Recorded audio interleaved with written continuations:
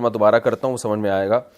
وَهُوَ الَّذِي أَنشَأَكُم مِّن نَّفْسٍ وَاحِدَةٍ، اللہ وہ ذات ہے جس نے تمہیں ایک جان سے پیدا کیا. فمستقر، پس فا کے بعد لکم محذوف ہے، فلکم پھر تمہاری ایک جائے قرار ہے جہاں تم رہتے ہو، اور ایک امانت کا ٹھکانہ ہے جہاں تم بطور امانت ہوتے ہو. تفسیر میں انشاءاللہ اس کا مطلب بیان کروں گا.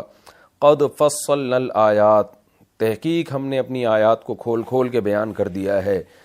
لقومی یفقہون، ان لوگوں سے جو فقہ سے کام لیتے ہیں، یعنی فقیہ یفقہ سمجھنا، جو سمجھ بوجھ سے کام لیتے ہیں.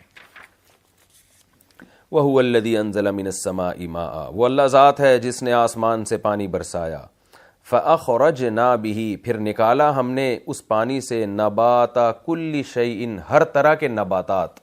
نبات پودوں کو کہتے ہیں، ہر طرح کے پودے درخت جو بھی فصلیں اگ رہی ہیں سب کچھ ہم نے اس پانی سے نکالا.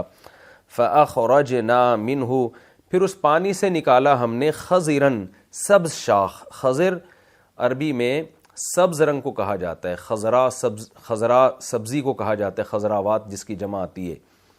تو یہاں مراد ہے سبز شاخ خضراً. پھر اس سے ہم یعنی جب پودا نکلتا ہے تو ایک سبز شاخ نکلتی ہے پہلے.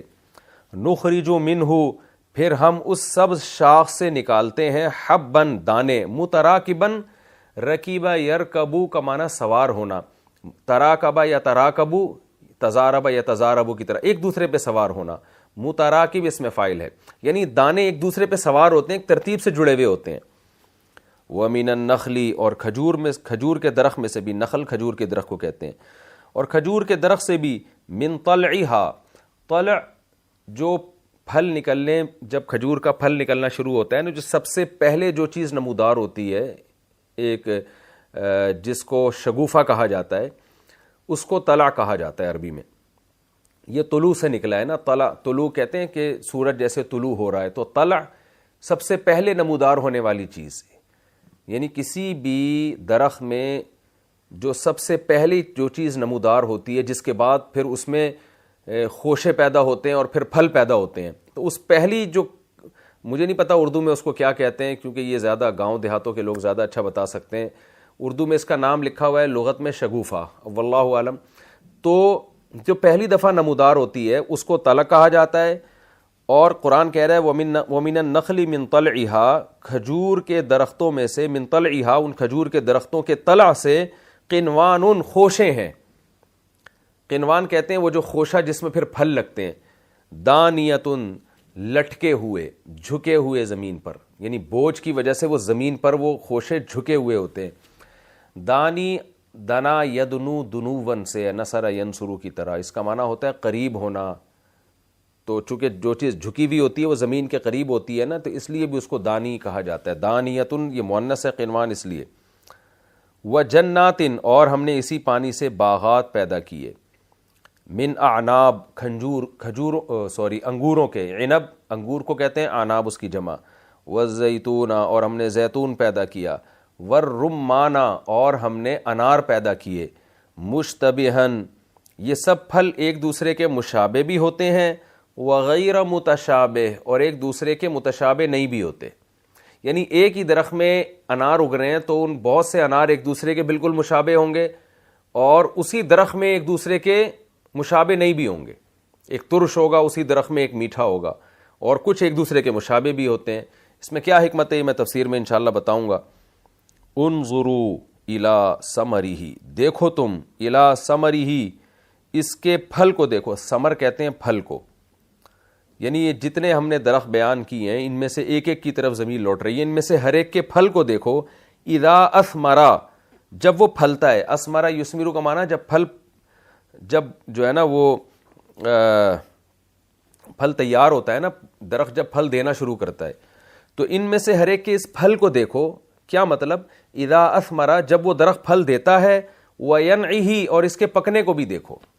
یعنی ایک پورا پروسیس شروع سے آخر تک دیکھو کہ کیسے پھل اس میں سے نکلتا ہے. پہلے یعنی ایک شگوفہ نکلتا ہے، پھر اس میں سے خوشے نکلتے ہیں، پھر وہ زمین پہ بوجھ کی وجہ سے جھکتے ہیں. پھر اذا اثمرا، اس پھل کو دیکھو کہ جب یہ درخت پھل دینا شروع کرتا ہے. اثمرا یثمر، اثمارن کا معنی درخت کا پھل دینا، مثمر پھل دینے والے درخت کو کہتے ہیں. تو جب وہ پھل دینا شروع کرتا ہے، یعنی اس میں سے ابتدا میں پھل نکلنا شروع کرتے ہیں. وَيَنْعِهِ ینع کہتے ہیں پھلنے پکنے کو, اور پھر اس کے پکنے کو بھی دیکھو, اس پورے پروسیس کو دیکھو. ان فی ذالکم بے شک اس بات میں, اللہ اشارہ کر کے کہہ رہے ہیں جو تم اپنی آنکھوں سے درخت میں دیکھ رہے ہو نا, اس میں لآیات بڑی بڑی نشانیاں ہیں, لقوم یؤمنون ان لوگوں کے لیے جو ایمان لانا چاہتے ہیں. یؤمنون ایمان لانے والے کا مطلب جو چاہتے ہیں, میں نے بتایا تھا نا فعل بول کر ارادہ فعل بھی مراد ہوتا ہے. بے شک ان لوگوں کے لیے بڑی بڑی نشانیاں ہیں جو ایمان لانا چاہتے ہیں, جو یہ چاہتے ہیں کہ ہمیں دلائل ملیں تو ہم ایمان لے آئیں, تو ان کے لیے یہ دلائل کافی ہیں. وَجَعَلُوا لِلَّهِ شُرَكَاءَ اور انہوں نے ٹھہرا دیے اللہ کے لیے شریک, الجنہ جنات کو, یعنی جنات کو اللہ کا شریک بنا دیا کہ جنات کو یہ سمجھتے ہیں کہ یہ بھی سب کام کر سکتے ہیں. وَخَلَقَهُمْ حالانکہ واو حال بیان کرنے کے لیے آتا ہے, کنڈیشن بیان کرنے کے لیے بھی آتا ہے. حالانکہ کنڈیشن یہ ہے خَلَقَهُمْ اس اللہ نے پیدا کیا ہے ان جنات کو. وَخَرَقُوا اور انہوں نے گھڑ لیا ہے, خرق یخرق گھڑ لینا کسی چیز کو, کہتے ہیں خوارق عادت, یہ لفظ سنا ہوگا آپ نے. کیا مطلب؟ عادت کے بالکل اگینسٹ گھڑی ہوئی چیز. کوئی بھی معجزہ ہوتا ہے یا کرامت ہوتی ہے, کوئی بھی ایسا واقعہ ہو جائے, ہم کہتے ہیں خوارق عادت, یعنی عادت یہاں ٹوٹ رہی ہے, عادت کے اگینسٹ یہ کام ہو رہا ہے. عادتاً عام طور پر عادت نہیں ہے کہ ایسا کام ہو, تو ہر عجیب چیز جو نہیں ہو رہی ہو, پہلی دفعہ ہو رہی ہو یا عام معمول سے ہٹ کر ہو, اس کو خارق کہا جاتا ہے. تو خارقو یہاں ترجمہ ہوگا, ظاہر ہے ہر لفظ کا ترجمہ سیاق و سباق کے حساب سے ہوتا ہے. وَخَرَقُوا لَهُ انہوں نے گھڑ لیا ہے اس اللہ کے